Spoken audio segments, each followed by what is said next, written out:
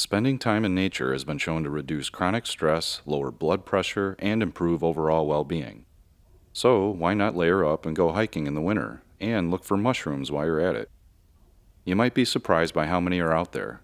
Plus, no bugs makes it even better.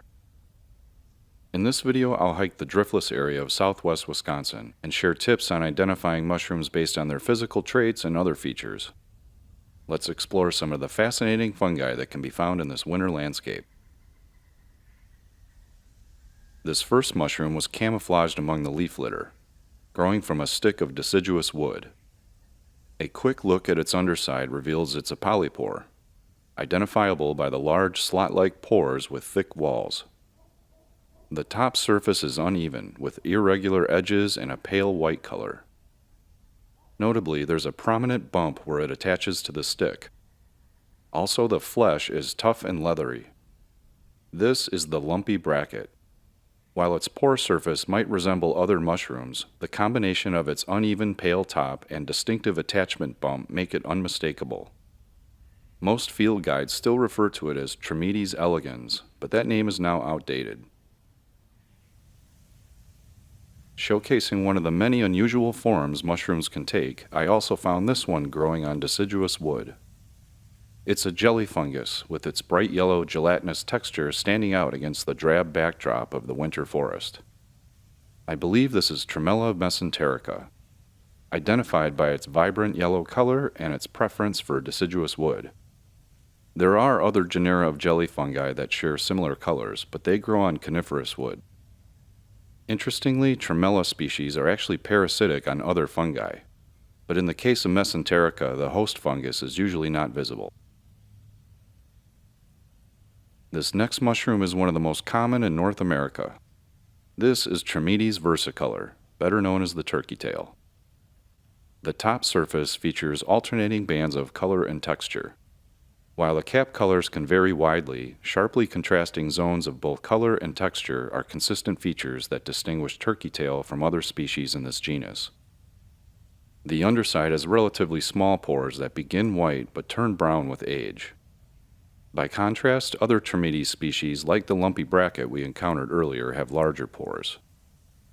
Another common species, Trametes hirsuta, stands out for its extremely conspicuous hairs. While turkey tail is often touted for its medicinal properties, it's important to note that no claims have passed rigorous scientific validation to date.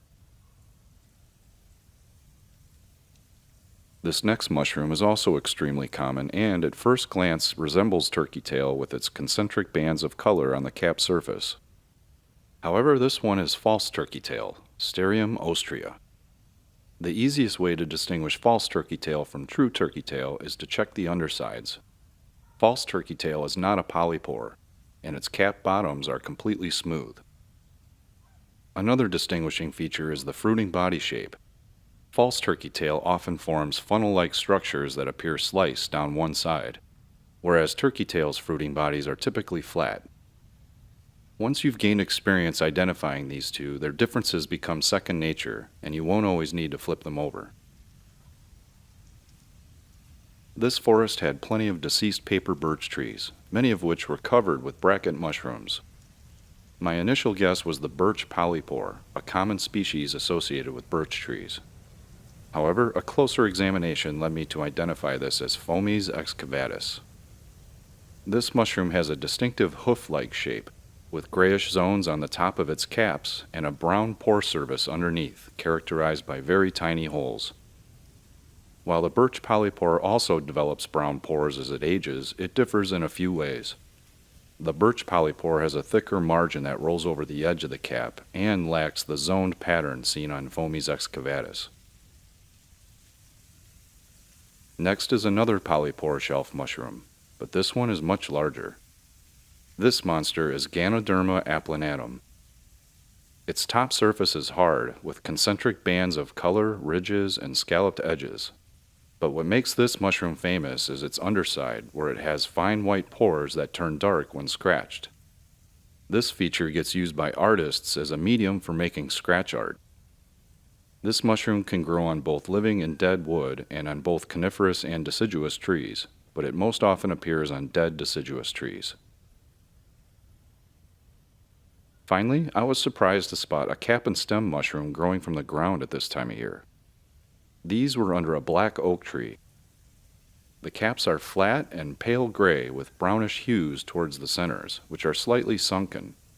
The gills are white and just barely running down the stem. The stems are about the same color as the cap with no rings. The flesh doesn't change color when cut, and there's a thin skin on the caps that can be peeled off. But I would say the most striking trait about these mushrooms is how waxy the caps appear. Two genera, Hygrophorus and Hygrocybe, are commonly referred to as waxy caps. Hygrophorus species tend to be dull-colored, while Hygrocybe species are small and brightly colored. After reviewing the characteristics, I identified these mushrooms as Hygrophorus occidentalis. This species forms mycorrhizal relationships with oaks and other hardwoods, and it typically fruits in the fall and early winter. The impressive variety of fungi I discovered highlights the richness of this woodland habitat. It's also a reminder of the intricate connections in nature and how much there is to appreciate.